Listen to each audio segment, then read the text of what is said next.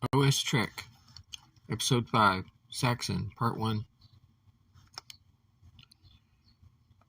Bridge, 09-1000 hours. Level 1 Captain's Log, Stardate 7324-0912. Fleet alerted us that it is time to return to Earth so that we can prepare for the transfer of the crew back to the Saxon. By my estimation, it has only been 86 days since we departed Earth in the Neutron. It will be good to be back on our ship after it has had its refit. End of Level 1 Captain's Log. Commander Fowler entered the bridge and took up his post on my right. Number 1, you have the bridge, I said. I will be in sick bay. Aye, sir. I made my way to sick bay and entered. Doctor, I said, something is affecting my emotions. I suspect it is baseless fear. Could you give me a checkup? Dr. Nolan had me on the bed and began using medical tricorders on me. Well, Captain, said the doctor, you check out to be fine physically. Maybe you're just too stressed. Take it easy for a little bit. Then contact me if you're still having problems. Deep breathing exercise often works for stress. Will do, doctor, I said, getting to my feet and walking to the door. In the corridor, Lieutenant Commander Boone started walking beside me. As I departed sickbay, how is it going, Captain? Asked Boone. I'm headed for the officers' lounge if you'd like to come. We'll talk more about it there, or you can fill me in on anything that is urgent before then, of course, I said. There was an incident, Captain, where the android was trying to access a communications panel, and with the new regulations that are in force, I stopped the android. Knowing that androids are not capable of having emotion or criminal thoughts, I was not too alarmed. At this point, we reached the doorway to the officers' lounge and we entered. My head of security started to walk toward the bar. However, I diverted to the left and walked to the table. Lieutenant Commander Boone ordered a drink that he retrieved and brought to the table with me. So tell me, Boone, what was this android's assignment?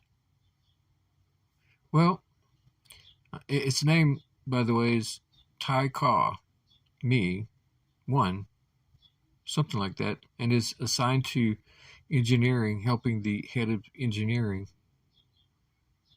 Its primary assignment was to check all of the communications devices on the ship, one at a time, making sure everything was in order on the panels. Only when I encountered the android, it was attempting to enter a conversation with the communications panel. And, Captain, before you say it was trying to communicate, it was attempting to enter into a conversation of sign countersigning to manipulate the security settings. Thanks for the update, Boone. I fully expect you can handle this one. However, if you need me to do anything in regards to the head of engineering that you can't, just let me know.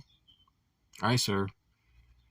If there's nothing else, dismissed, I replied, then stuck my hand in the air and saw the android waiter approaching. I'll have coffee. Boone departed back to the bar. Keep me in the loop, seriously, I said. I will, said Boone. I sat back and tried some deep breathing exercises, waiting on my coffee to arrive.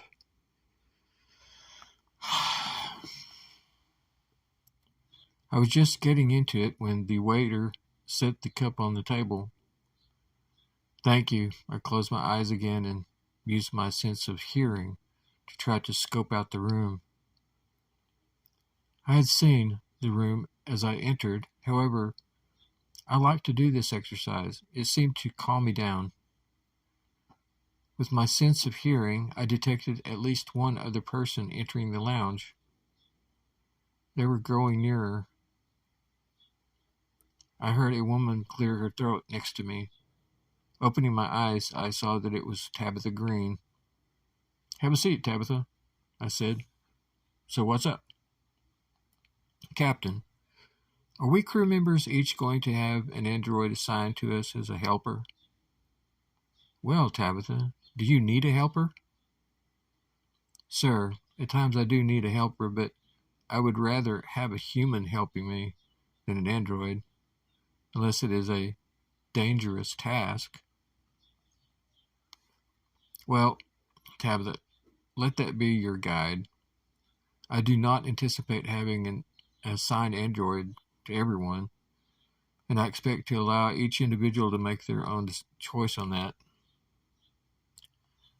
Tabitha Green sighed with relief. "That's good. Thank you, sir. That's pretty much all I wanted to ask." "The way I see it is that you're a lieutenant commander on the bridge in the area of operations, right? So Hatfield is a lieutenant in operations. Therefore, you do not need an android so much as to see that Hatfield can help you, right? So the main requirement, of course, is that the duty roster reflects that you both are on duty at the same time for that to happen. Only if there is some sort of screw up in that area would I expect you to require an android. But it would be nice to have one if you needed one," I said. Tabitha Green put up her hand to call the waiter over to the table. "Captain," she said, "I assume it's okay for me to stay here, have some drinks with you?" "It's fine. Stay and have a few drinks. With me." "I'm just relaxing," I said. "In fact, I'm feeling much better now. Better than I have all day." Her drink arrived at the table. "Well, Captain," she said, "I hope I had something to do with that." "Yes, thank you for that," I said. "Do you suppose," she said, "that we may be able to use androids to do such things for us when humans are not around to do that? I mean, feel better, I mean? That's been accomplished many times in the past, but I'm not one to, how do I say it? I don't like it all that much. I tend to like humans to calm me down, rather than hoping an android will not gum up the works, if you know what I mean." She took a drink from her glass, stopped, and then said, "I once had an android that would remind me to stay calm because I had made a single statement about wanting to stay calm, so staying calm. However, after the third day that it continued to happen in the android's presence, constantly asked me to stay calm, I told it to turn itself off. When I had the time, I had it reprogrammed." We both giggled. I stopped giggling. I said, "I once had an alarm clock that kept reminding me of things even after I deprogrammed the alarm. A very frustrating thing, for sure, if an android does the same thing." With that, I glanced at the time. It was 1000 hours. "We had better both get on the bridge," I said. Walking onto the bridge, I took my captain's chair back from number one and asked the question, "What's the status, number one?" "We're on the way to Earth and should be there within 3 hours, sir. And if you do not need me for a while, I'd like to go and do something that I needed to do," said Commander Fowler. Yeah, go take care of your business, I said. Miss Green, I asked, if the capability still exists as it did on the Saxon, would you please make it so that I can look at the view screen and see the speed and certain other technical details regarding the status of the ship? Aye, Captain. I soon saw the details on the view screen. In green letters, I saw that we were at sublight 4 and 1 hour and 57 minutes from Earth's space. Well, it seems we have improved our time on this journey, I said.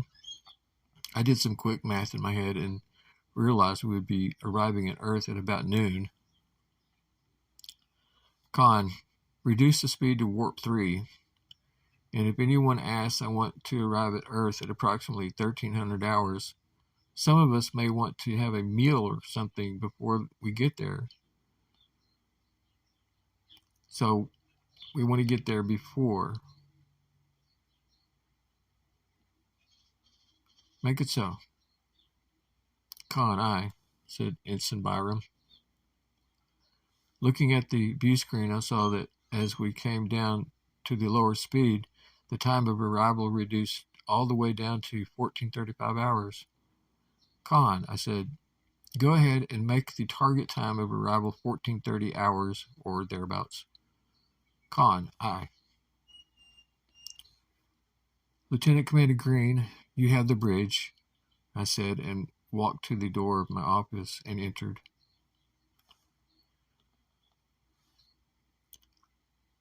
I walked and sat down behind my desk and closed my eyes for some deep breathing.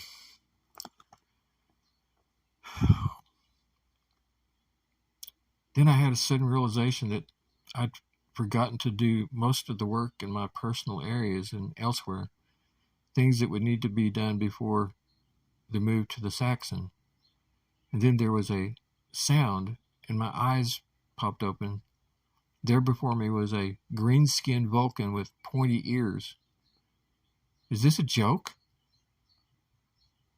Had we been invaded by a species that I knew full well did not actually exist outside the world of fantasy and old TV shows? Who are you, and what do you want? I said. I'm a Vulcan android named Torque. So tell me, Twerk, I asked, who made you? Who is your maker?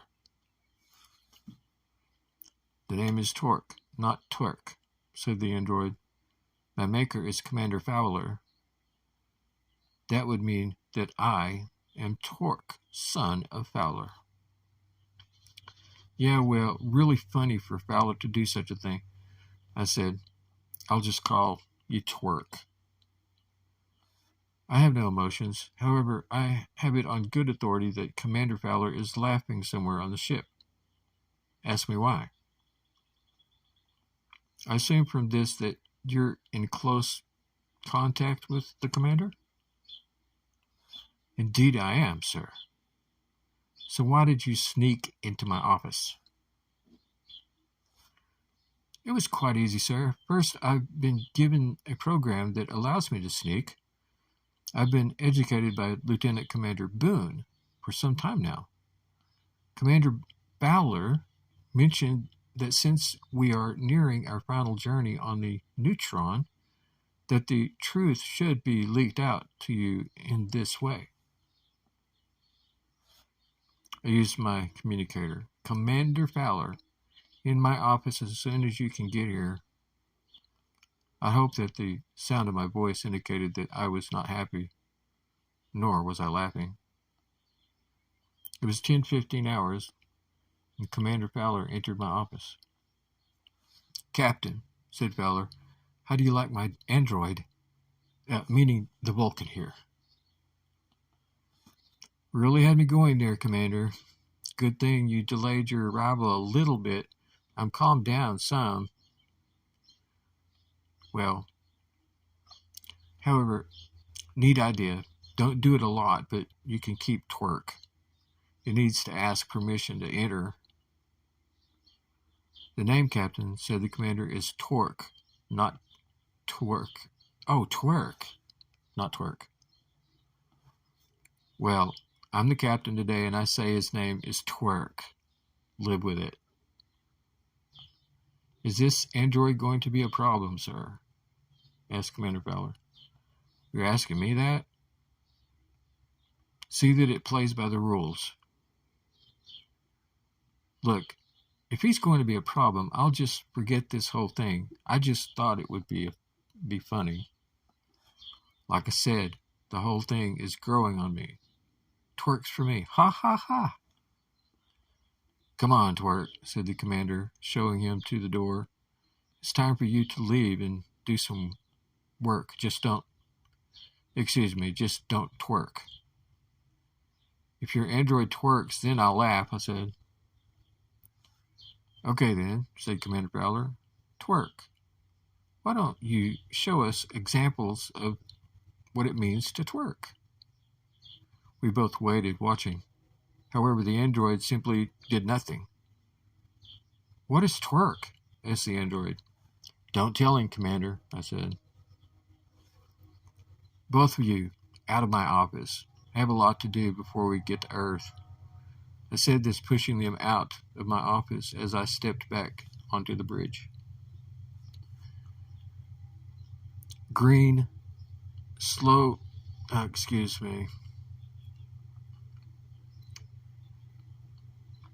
Green, slow to warp 1, I said. And also, if we near Earth space, come to full stop and notify me. We cannot go warp speed, said Twerk, the android. Without saying anything more, I turned and walked to the turbo lift. Twerk, the android, joined me and the commander on the turbo lift. We call it warp speed, Twerk, even if it's sublight, I said. Where to, Captain? Asked the commander. I don't know where you're going, but I'm going to my personal quarters, and you two are not invited. By the way, Commander, I said, let Lieutenant Commander Boone know that he could expect a reduction in rank if he teaches any more green androids how to sneak around the ship without telling me first. I was smiling just a little bit. Aye, aye, sir, said Commander Fowler. I need to point out that since Lieutenant Commander Boone is a lieutenant commander, that he is mine. In other words, I'm commander and he works for me, which in fact he did, therefore, sir. I cut him short with a look, saying nothing for a moment, and then I said, well, very well, Commander. Tell him nothing. I will reduce your rank. Think that works better? I exited the turbo lift and walked down the corridor towards my quarters, saying nothing more. Captain's quarters. Captain's personal log, level 6. Time now 10:31 hours on stardate. I paused. Using the mnemonic Comb Nero. Is that 7924? No. 7324? Maybe the mnemonic should have been Come Nero. Yeah. I have half a mind to create my own personal droid, a Klingon android, sending it to the office of Lieutenant Commander Boone and telling him that the captain has given him a replacement. What shall I name this Klingon? Maybe I'll name it Boone. No, wait, of course not. Maybe I'll name it Bone. Yes, Bone. End of level 6 personal captain's log. I used my communicator. Engineering, this is the captain. Over. Engineering, Lieutenant Bannister. Over. Yes, I need someone to bring me some cargo boxes to my personal quarters. Very well, sir, said the lieutenant. Thank you. Steinway out.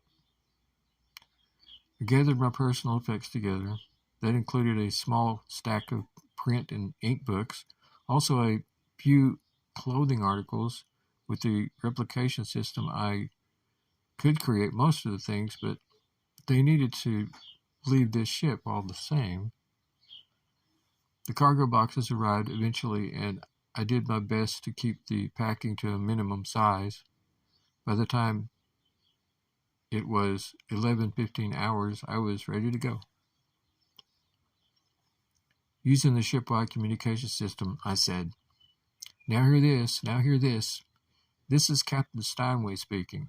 Everyone on board should be ready to depart to the Saxon, no later than 1700 hours today. End of communication. Back in engineering, entering, I said, I was looking for the, hello, I'm looking for the large format system. I saw the lieutenant approach. It was Lieutenant Bannister. May I help you, sir? Asked Bannister. Well, not really, unless I've forgotten how to use the replication system, I said. Very well, sir. Carry on. Thank you, Bannister. I proceeded to ask the replicator to create an android in the likeness of a Klingon. Do not, I say again, do not take this thing and make it look like Commander Worf from Star Trek series, I said. I knew the procedure. After programming what I wanted, the android would be transported to the transporter system. In this instance, that was the single transporter in engineering itself. I watched the transporter pad as the android was created in the likeness of a generic Klingon, complete with Klingon armor. The android seemed to be aware of its surroundings and then took a step off of the transporter, looking about and looking at its hands and checking itself out. The android looked at me blankly, and also it was towering above my head. Android, I am your captain. You are on the ship called the Neutron. We're soon to transfer to the ship called the Saxon. I wish you to retrieve the programming for a security droid. Do you understand? Yes, Captain. It said back to me in a deep Klingon voice. I have a basic android program. I will use the education program for a security droid. I was pleased. Captain, what is my name? Asked the droid. Let's see. I dubbed the Bone of the House of Steinway. I give you level 1 clearance. After you change out of that Klingon armor, find or replicate a fleet uniform with a yellow-colored collar and no rank. Report to my head of security, Lieutenant Commander Boone, and tell him, Captain's compliments. I am for you. Qapla'. The Klingon android turned and waited. I watched it reprogram. After about 2 minutes' time, the android looked at me and said, Aye, sir. The android then went to the exit from the engineering section, and I smiled to myself. Bannister came around the corner and said, Did I just see a Klingon in full battle armor exit the engineering section? Indeed you did, I said, smiling. May I make one or two of those droids? Asked Lieutenant Bannister. Not unless you ask me first, I said back to the lieutenant. He saluted, and I returned the salute and exited the engineering section. I did an about-face and walked back into engineering and located Bannister again. You raised an interesting concept, and I'm here to say, yes, you may be able to make a certain number of androids to help you in your section, but let's hold it at no more than, and then I pause, no more than 5. We don't want to have a population explosion of androids, and also they must be an alien species from wherever you think of, just to differentiate them from humans. Got it? Aye, sir. Sounds fun. So, as Bannister, what are the other criteria that we have to go by on these androids? Well, in fact, you are a lieutenant. Wait and ask the head of engineering for that input. I said, this is not a totally new concept for the fleet action. Look to your higher rank, I said. I then turned and exited engineering once again. I walked to a panel on the wall and said, computer, what is the location of Darren Hologram, the android? The android Darren Hologram is currently near the hologram system, awaiting your orders, said the computer. Computer, have the android Darren Hologram meet me on the bridge.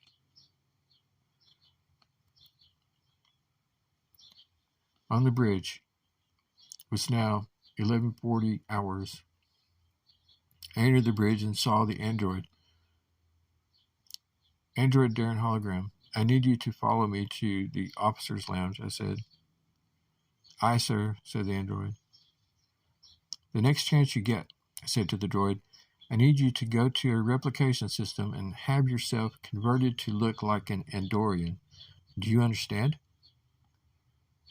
I am not sure what an Andorian is, sir, said the android. Okay, retain the word in your memory, and then ask the library system when you have an opportunity, I said. We entered the turbo lift and made our way down the corridor to the officer's lounge and entered. The officer's lounge was quite busy at this point. It was about 10 minutes until noon. I had the android to join me at a table as I ordered a meal for noon. Waiter, I said, I'd like a menu. Darren the android seemed to be looking around the room for something. What are you looking for, Darren? I asked. I'm looking for a data port. You're wanting to research the Andorian reference, are you not? That's correct, Captain. I wish to find out what an Andorian is from the library computer, as you said. However, sorry, you may be able to tell me yourself. Do I need to research it? Do you know? Well, if memory serves me, I said, an Andorian is a Star Trek television series character that is blue in color with white hair. They also have antennae on their heads that moves in certain ways depending on the mood that they're in, I said, and their attitude. Be warned, they have a kind of spicy attitude, a bit more like, well, that part of their nature may be best left aside for now. I mainly want you to have the look. This is all part of a new idea that was started by Commander Fowler, but I wish to take it even further with the idea of the androids being able to be singled out, to be known, that if you see an alien character, that it's an android, it's not a human. By the way, Darren, I said, I want you to keep this at level 1 and also to keep it between me and you, unless there's a absolute need to know. One other thing, I said, you have a right to use a communicator between me and you because you're assigned to me only. Understood, Captain, said the android. I finished my meal and my drink, and I told the android to go to engineering to carry out its mission. This is to be continued. I am Eugene, the son of Douglas. Thanks for listening.